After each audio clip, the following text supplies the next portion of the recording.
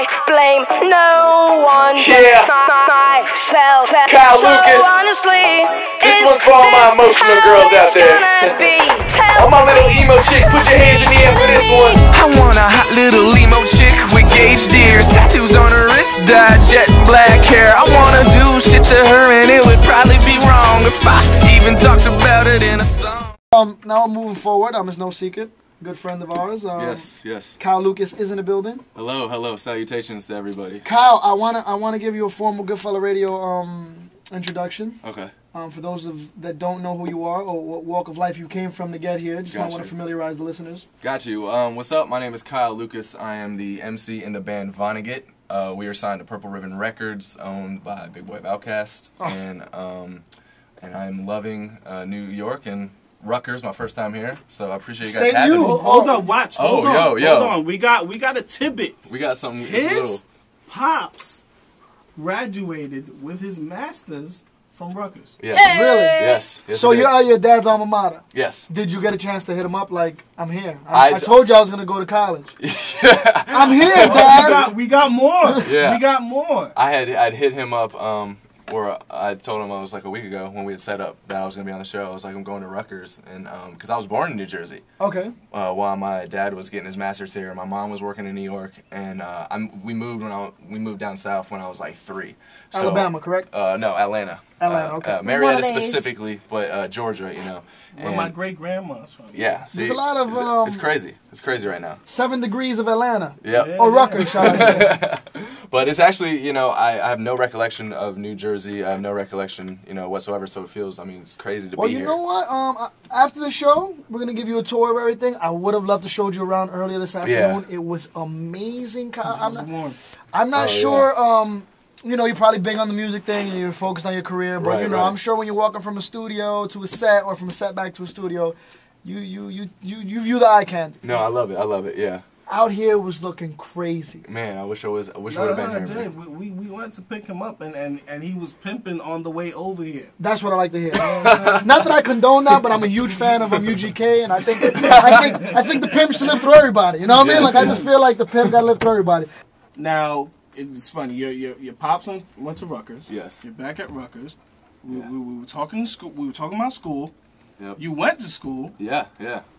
You were almost done with school, but didn't finish school. I did not finish school. I got a year left. I was going to Kennesaw State, and that's when my band had signed a record deal with Big Boy. And I tried. I know you and me were speaking about it. I tried because like we signed in November, and so I was already registered for spring.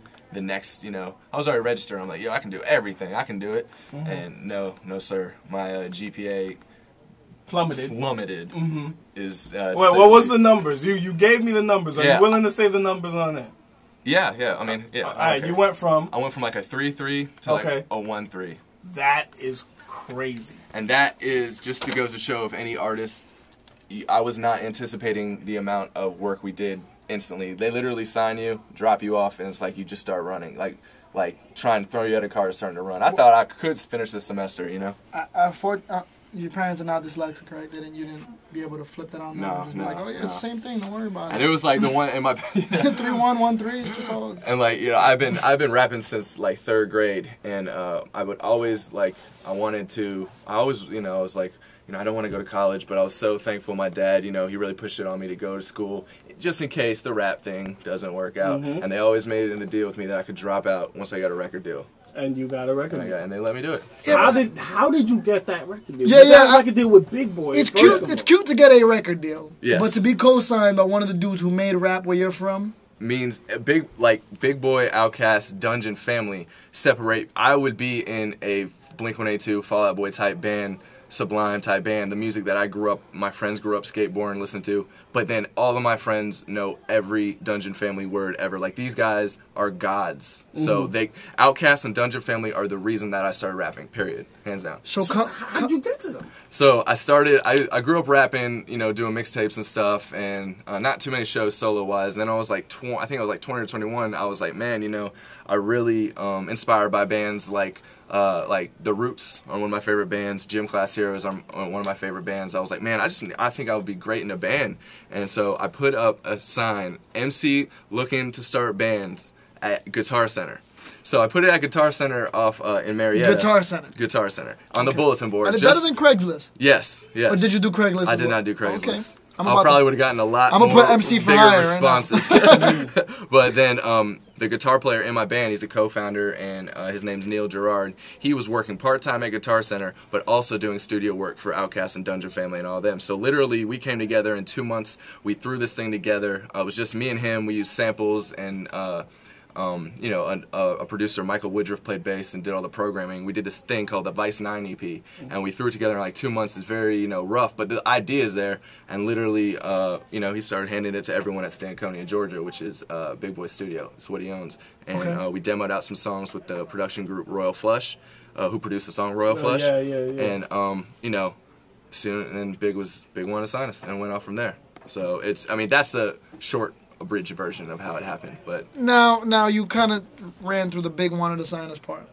Yeah. How was that? It was incredible. Like, I remember, and I still think to this day, I think Big Boy did not know who I was, because I know he had been hearing, there's so many people at Stankonia, I know he had been hearing the songs that Rick Walk, his cousin, were given to him, and I kept hearing, man, Big loves it, Big wants to sign you, like, Big loves it, and I'm like, okay, but I would come up there, and he'd walk right past me, and I'm like, well, maybe I know I don't look like the average MC, so, the one day I got the phone call, it was like a Sunday at 2 in the afternoon, I remember, and I was like, yo, come up, you know, it's about to go down, just come with Stankonia. So I went up there. It's about to go down. It's like a robbery. So I went up to Stankonia, I'm sitting there, I'm like nervous, and then, you know, Big walks in and just says what up to me and walks right by me, and Rick was there too, and I was just like, I guess, you know, things get lost. This is not going down. Yeah, no? I was like, man.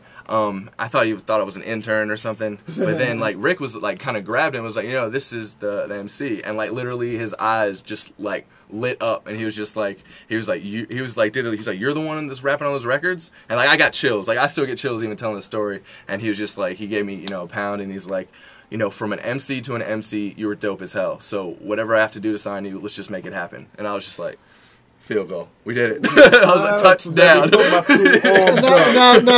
then the funny thing is, he's like, so call your lawyers, you know, we're gonna, and I was like, lawyers? I don't have a lawyer. Did you nod him off like, oh yeah, no doubt. Yeah.